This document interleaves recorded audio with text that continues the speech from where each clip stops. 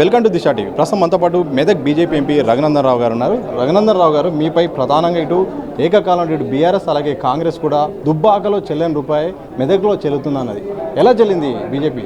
అడిగిన వాళ్ళని అడిగా మాట అన్నోళ్ళని అడిగాను. కామారెడ్డిలో చెల్లలే కదా కేసీఆర్, రాష్ట్రంలో కూడా చెల్లలేదని చెప్పినా కదా, నేను మెదక్లో చెప్పినా కదా. కామారెడ్డిలో చెల్లనోనివి 17 పార్లమెంట్లలో ఎట్లా చెల్తావో అని అడిగినాను. నీ మాట నమ్మిరా జనం, నా మాట నమ్మిరా? నా మాటనే నమ్మిరు, కేసీఆర్ మాట నమ్మలేదు. మెదక్ ప్రజలు నమ్మలేదు, అసలు ఈ రాష్ట్రంలో ఎవరు నమ్మలేదు. సో ఈ చెల్లని రూపాయలు మీడియాలో మాట్లాడేందుకు, మీడియాలో హెడ్లైన్స్ కోసం వచ్చేందుకు మాట్లాడే మాటల్ని మాట్లాడడం మానుకోవాలని అప్పుడు కేసీఆర్కి చెప్పినా, ఇప్పుడు రేవంత్ రెడ్డి కూడా చెప్తా ఉన్నా. మల్కాజ్గిరిలో ఎందుకు చెల్లలే రేవంత్ రెడ్డి? చేవెళ్ళలో ఎందుకు చెల్లలే? సొంతూరులో ఎందుకు చెల్లలే? కూడంగల్ పోయి ఎందుకు ఏడిచినావు? మనం వీడు ఓడిపోతున్నాం, ఏదో కుట్ర జరుగుతుంది, నా మీద ఏదో చేస్తారు. ఎవరు చేస్తారు కుట్ర? మీ పార్టీ వల్లే చేయాలి, లేకపోతే నువ్వు చేయాలి. కుట్రలకి కుతంత్రాలకి కేర్ ఆఫ్ కాంగ్రెస్. మీరు వచ్చి మా మీద ఎందుకు ఏడుస్తారు? బీఆర్ఎస్ గెలిచే ఒకే ఒక సీటు మెదక్ అని ఇటు బీఆర్ఎస్ ప్రచారం. మరోవైపు కాంగ్రెస్ వాళ్ళు మా రాష్ట్రంలో అధికారంలో ఉంది, అలాగే బీసీ మీద పనిచేస్తుందని కాంగ్రెస్. కానీ మీరు గెలిచారు, ఏం జరిగింది? అంటే ప్రజల పక్షాన నిలబడేటోళ్ళకి కులమనో పైసలు అనేదో ప్రజలు చూడరు. మా కోసం కొట్లాడతాడు, మా కష్టం వచ్చినప్పుడు నిలబడతాడు అని అనుకున్నప్పుడు ప్రజలు మన దిక్కు నిలబడతారు. లక్షల కోట్లకు ఆస్తిపరుడు ఆయన వెంకటరామరెడ్డి 10 లక్షల మందికి మనిషికి 1000 రూపాయలు పంచిండు. 6 బీఆర్ఎస్ ఎమ్మెల్యేలు ఉన్నారు. ఏమైందన్న ఫలితం? ప్రజలు అడిగికి పోలే.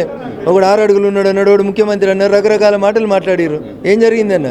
ప్రజలు నీతిగా నిజాయితీగా మా బిడ్డ మా కోసం కొట్లాడేటోడు, రూపాయి ఇచ్చినా ఇవ్వకున్నా రఘునందన్ గెలిస్తే రేపు మా సమస్యల్ని పార్లమెంట్ దాకా తీసుకుపోతాడు, మా మెదక్కు న్యాయం చేస్తాడని అనుకున్నారు. కాబట్టి రఘునందన్ పైసలకు ఎదురీది 6 అడుగుల గడ్డ నిలబడి ముఖ్యమంత్రులను ఎదిరించి ఆ గడ్డ మీద గెలిచి వచ్చి. సో మెదక్ ఎంపీగా ఎలాంటి లక్ష్యాలతో ముందు పోనున్నారు, ఎలాంటి అంశాలు ప్రస్తావించనున్నారు? సో తినబోతు రుచులు అడగడం ఎందుకన్నా, రైల్వే లైన్లు, నేషనల్ హైవేస్, అన్ని నియోజకవర్గాల్లో సమానమైనటువంటి ఇండస్ట్రియల్ పాలసీ కోసం ఖచ్చితంగా పనిచేస్తాను.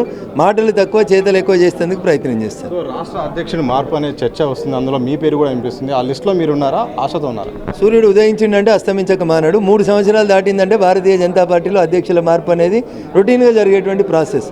దాని గురించి పెద్ద ఆశపడాల్సింది, ఆలోచించాల్సింది ఏం లేదు. పార్టీ కేంద్ర నాయకత్వం తీసుకునేటువంటి ఏ నిర్ణయం అయినా ఓ క్రమశిక్షణ కలిగినటువంటి కార్యకర్తగా వింటాం, అమలు చేస్తాం, ఆచరణలో పెడతాం. సింగరేణిని బీజేపీ ప్రైవేటీకరిస్తుందంటూ ఇటు బీఆర్ఎస్ కాంగ్రెస్ కుట్ర చేస్తుందంటూ కూడా పదే ఆరోపిస్తుంది. టెక్నికల్గా అసలు ఏం జరిగింది? సో ఆడలేక మధ్యలో ఉన్నట్టు మాట్లాడేటువంటి మాటలు తప్ప ఇంకొకటి కాదు. సింగరేణిలో తెలంగాణ రాష్ట్ర ప్రభుత్వం వాటా 51%, భారత ప్రభుత్వం వాటా 49%. 51% ఉన్న వాటా ఉన్నని మాట చెల్లుబాటు అవుతుందా? 49% వాటా ఉన్నని మాట చెల్లుబాటు అవుతుందా? ఆ మాత్రం కూడా అర్థం కానట్టు ప్రజల పట్ల ఏది పడితే అది మాట్లాడడం దురదృష్టకరం. ఇకపోతే కేటీఆర్ మాట్లాడుతూ ఏదో అంటున్నాడు, బీజేపీ కాంగ్రెస్ కుమ్ముక్కై తెలంగాణకి ఇజ్జెత్తున్నాయి, మేమే అసలు సీసలు తెలంగాణలో మాకే ఓట్లు ఏరి మమ్మల్ని కాపాడురు అని. ఇది చెప్పి అరిగిపోయింది. కాబట్టి నువ్వు వద్దు మీ నాయన వద్దు అనుకునే ప్రజలు ఇంటికి పంపించిరి. సింగరేణి మీద లేదా దేశవ్యాప్తంగా మైనింగ్ మీద చట్ట సవరణ చేసి కొత్త చట్టాలని ఈ దేశ పాలసీలకు అనుకూలంగా మార్చాలని నరేంద్ర మోడీ గారి ప్రభుత్వం భారత పార్లమెంట్లో చట్టం చేస్తున్న సందర్భంగా బీఆర్ఎస్ ఎంపీలు ఆ బిల్లు లోపల చర్చలో పాల్గొన్నారా లేదా? ఆ బిల్లుకు అనుకూలంగా ఓటేసిరా లేదా? ఈ బిల్లు మాకు నష్టం చేస్తుంది, సింగరేణికి నష్టం చేస్తుందని ఏమైనా సవరణలు ఇచ్చిండ్రా? ఇస్తే కాపీలు ఏమైనా ఉంటే ఏంటి? అంటే బిల్లు పెట్టినప్పుడు మీరే ఉంటారు, మీరే సపోర్ట్లు కొడతారు, అందరికంటే ముందుగా మీరే చేతులు ఎత్తుతారు పార్లమెంట్లో లేచి. ఇవాళ వచ్చేదో తెలంగాణకి మేమే అసలు సీసలు పట్టాదారులం, ఓనర్లం, మేము ఉంటేనే సింగరేణి ఉంటుంది. మీరుంటే 10 ఏళ్ళ కూడా ఎన్ని రిక్రూట్ చేసారు, కొత్త ఉద్యోగాలు ఎన్ని ఇచ్చారు? ఏమైంది? ఓపెన్ కాస్ట్ మైనింగ్ ఎందుకు బంద్ కాలేదు?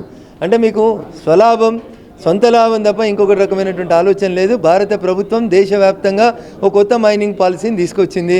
అది పారదర్శకంగా ఉంటుంది, ప్రజలకు ఈ దేశ సంస్థలకు అన్నింటికీ న్యాయం జరిగేలా చేస్తుంది తప్ప ఎవరికి నష్టం చేయదు.